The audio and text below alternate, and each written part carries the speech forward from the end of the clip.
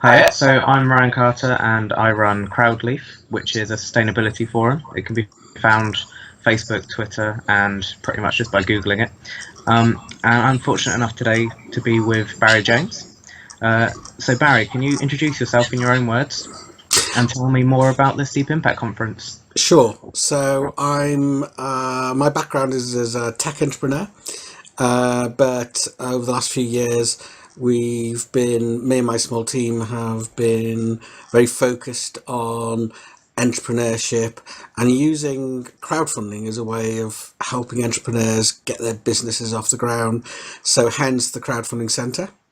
And more recently, we collect a huge amount of data. So we've got data on nearly 500,000 crowd funds now, which we've used to create new tools. And that's what we're going to be talking about at the fourth Deep Impact Conference, which is for that purpose. Oh, that's brilliant. So, has that been one every year for the last 4 years? They've been not evenly spaced, but roughly that, yes. Okie dokie, brilliant. So obviously you've mentioned about these new tools. Have you got any big announcements you're going to be making on the 24th? Well, there's a big announcement that's going to be made next week, so watch out for that. I can't, for obvious reasons, tell you about that now. But one of the other major announcements is we will be unveiling for the first time something called the Crowdonomic Mint. And what that is up till now, almost all the information, in fact, all the information out there about crowdfunding has been very anecdotal, hints and tips, people's opinions. We did it this way and we got a good result type stuff. There's been nothing thoroughgoing. There's been no model to explain not just what it does, but how it works and what the dynamics and the mechanics are that allow you to get inside of it and really understand it so that an expert can get to grips with it. And that's what this is. And we'll be presenting it for the first time. And we're really pleased we're going to have some of the key experts with us there. So the founder of the Association of Business Mentors is joining us, and the enterprise lead for the Institute of Chartered Accountants is going to be with us, and several other people as well. So it's going to be a really interesting day. Oh, brilliant. And I see you've also got Sarah Warman from Brewdog coming as well. And obviously that's quite a big success in terms of crowdfunding. So is she kind of be explaining how they did it and, if you like, what worked for them? Yeah, Is that the plan? that's right. So I think one of the great things, I mean, Brewdog are just a phenomenon. They've raised 26 million. They've gone from a startup in just a few years to the biggest independent brewer in Scotland. So lots of people have heard about them. They've done it in a way that is just a classic example of what we're talking about, and so we'll be using them. I'm sure we'll all get inspired by that, but we'll be using them, and as well as some other stories like Form Card, like Sleep Cogni, and several others. So that kind of draw out some of these aspects of the way the crowdfunding is now working with more traditional finance, and empowering people both to get funded in its own right, but also as a means to get past the barriers. So, for example, Richard Mills of Sleep Cogni ran his crowdfund. He didn't raise the money. What he got, though, was the evidence he needed to take to the VC, who have now funded him to the tune of £500,000, because he was able to show them the demand and a lot of data around that he would never have had otherwise. Oh, that's brilliant. So we're going to be looking perhaps at not just crowdfunding for crowdfunding's sake, but the other things that come with it, the sort of the marketing aspects, relationship building, the network building side of it. That's really good. Yeah, absolutely, and how it can be used systematically.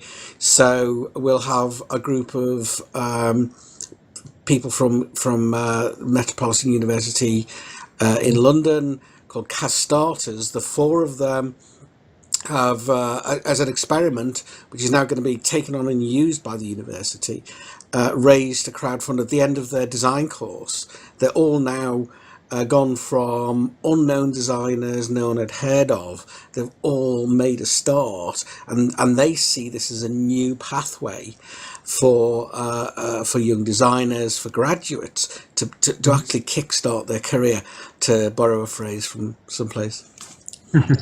Yeah, I'm sure Kickstarter's been brought up a few times. Yeah. Obviously, the USA's been in the news quite a lot recently for a variety of reasons, namely Trump. But you've also got Kathleen Minogue, is that how you pronounce her name? From Yes, that's right. So will she be kind of given the view from across the pond, to think of a better word? I think she'll be pestered relentlessly if she doesn't. But yeah, she'll be giving us some insights there, and into what's kind of happened now. They've been waiting and waiting for their regulators to get the act together and to allow crowdfunding and make it legal. We're, I think, 6 months or so into that now, and the picture's beginning to emerge. And what she'll be talking about, amongst other things, is how the work that we're doing here and the work we've been actually working together on will be able to help fuel that and fix some of the problems that only now become apparent. Now it's feasible and legal. Okay, that would be really good. And obviously, she was part of the US Small Business Administration. Obviously, there's quite a small business aspect to crowdfunding.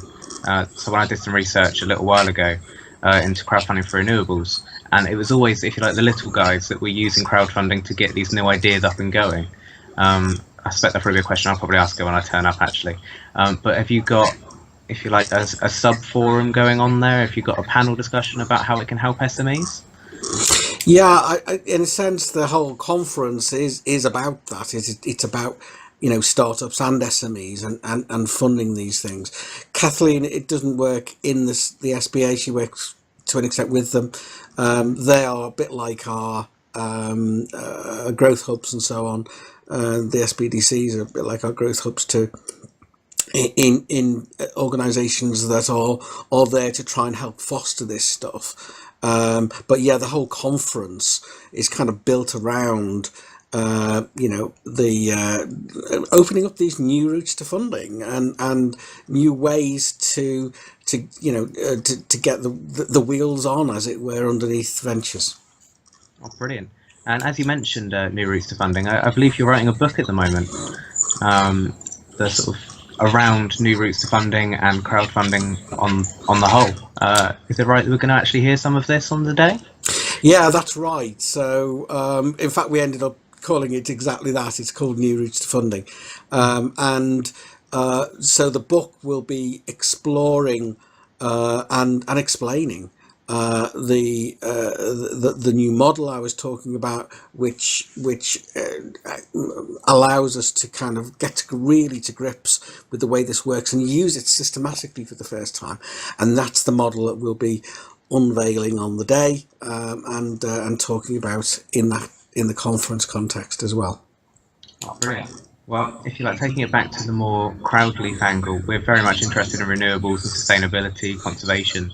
Obviously, crowdfunding is built more on the relationship necessarily than the old grey suit style of going to a big bank. How much of an input do you think the financial returns versus the ethical and moral considerations kind of plays out when it comes to crowdfunding? One of the things that got picked up on from one of the earlier conferences in the press was when I said that at the heart of every crowdfund, one of the reasons it's fundamentally different, at the heart of every crowdfund is something that enough people care about to fund. And a lot of people care about this stuff. And, this is really different to the traditional economy. In the traditional economy, particularly since it's been heavily corporatized, things happen because there's an ROI attached to them. There's a revenue stream. There's an expansion of a revenue stream. In crowdfunding, actually, it's more back to the basics and the original intentions and utilitarianism, if you like. Where actually people can get together to make things happen, and those things are surprisingly, well, perhaps not surprisingly, often have a purpose behind them as well, and you know. Obviously, you see how that plays out in the greenery, where incumbents have a vested interest in the status quo, and it's the innovators and the people who actually, are more motivated by the planet and the issues around that have an opportunity to flourish. If you like, turning over a new leaf in finance. I think you could call it that, yes. So, I mean, obviously, crowdfunding's it's become a new tool quite often for cooperatives and social enterprises because of that social aspect, and also, I suppose, because it's doing what co-ops used to do, going around knocking on doors, asking people to buy in. It's now so much more, if you like, global as we've gone online, and quite a lot of crowdfunding's been taken up by various cooperatives around the world. Do you see there being the chance of sort of public-private cooperation here? So like in Denmark, they've just created, I say just, it was about 2013, I think, so it's a little while ago, a giant offshore wind farm with about 10,000 people buying in conjunction with the council there. Do you think this is something that perhaps could happen here? Do regulations allow that? Yeah, absolutely. It's something that has already started to happen here on a smaller scale. So I don't remember the exact details, but I know that a crowdfund was raised for a project down on the south coast. I think it was probably Brighton or thereabouts.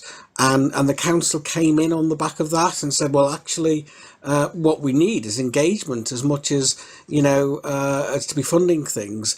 And this is that combination is really powerful because the councils very often don't have enough money, but they have money. But what they don't have is engagement, and that combination is really powerful. And I think in the future, smart government, and both local and national, will recognise that actually that kind of partnership has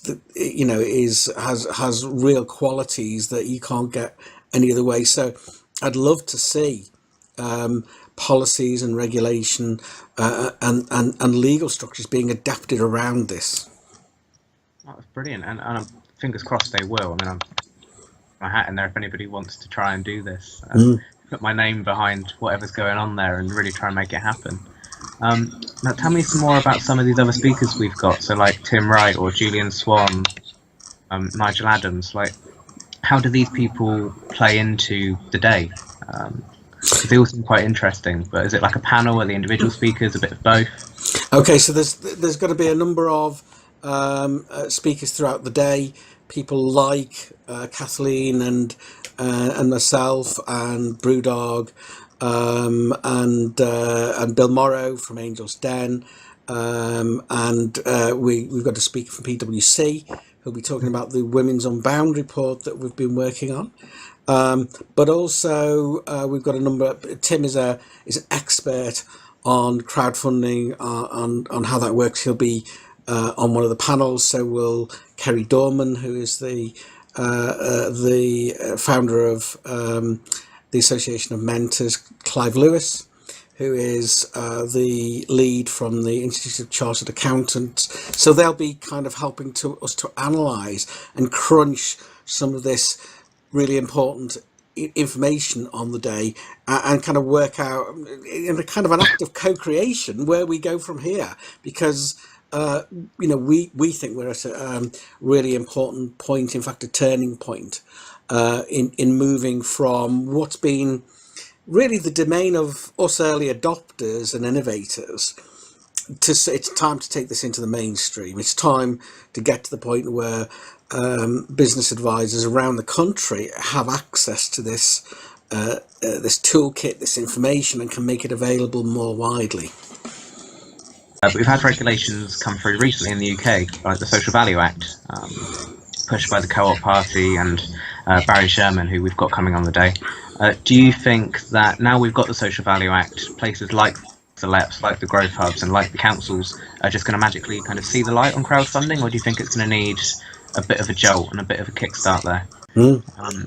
How much of a shake-up do you think they're actually going to need for this to go on to the next level, or do you think when they see, the light crowdfunding, it will just flow naturally? I think the worst case scenario, and I think this could happen, if we do nothing, it will take a generation. It will still happen because the models are so strong, the benefits are there. Yeah, I think that because crowdfunding, particularly seed crowdfunding, is so radically different, that people don't naturally, they can kind of look through it. And I think there's a danger that it will happen eventually. I'm certain of that, but it could take a generation because we're all kind of programmed a different way. So I think in order for this to work for this generation, the people who are around right now, including my granddaughter, who's 3.5, actually we need it now.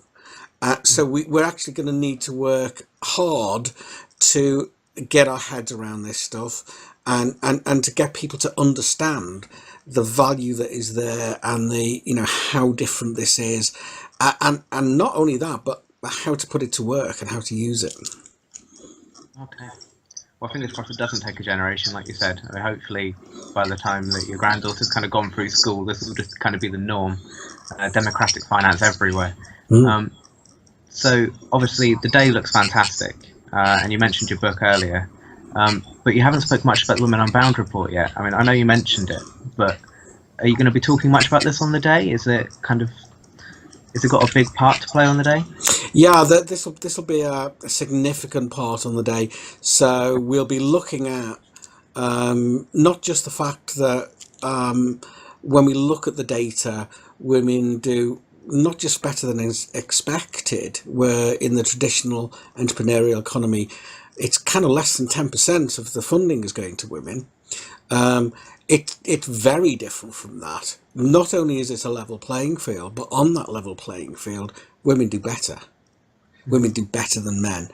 And what's fascinating is that we are now in a position to use that lens to kind of look again at the grey suit factor, at what's going on in the more traditional economy, and the potential to bring about a new perception, and with it a real sea change in the economy and how it works for all of us, for women and for all of us, is vast.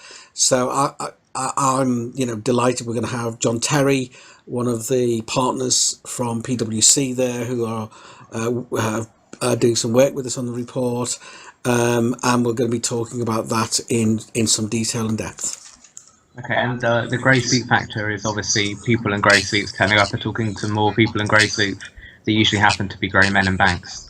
I suppose that's kind of what we're hinting at there. Whereas now it's online, it's relationships.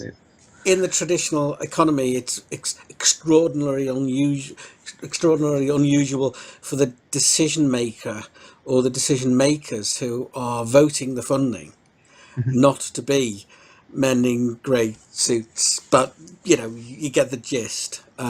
Nothing against grey suits, nothing against men of my age who make those decisions, but unconscious bias is something that we're beginning now to get the tools to do something about. Yeah, and I suppose now that the face of finance are changing and the face of decisions are changing, hopefully the changing face of the economy will come with it, and we'll be able to see more conservation projects that have a return other than just finance. We'll be able to see things that aren't about a bottom line based on profit, but a bottom line based on need, for example.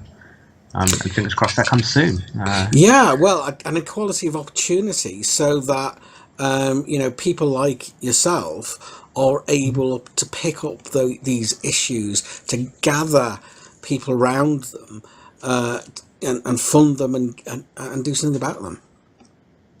Brilliant. Well, it's been fantastic having you with us today, and I'm pleased to say I'm down as a sponsor for the day and for hopefully any future events you're running. And brilliant. Thanks for your time, and everybody get going down on the 24th of November. Thanks, Ryan, and we'll see you there. See you there.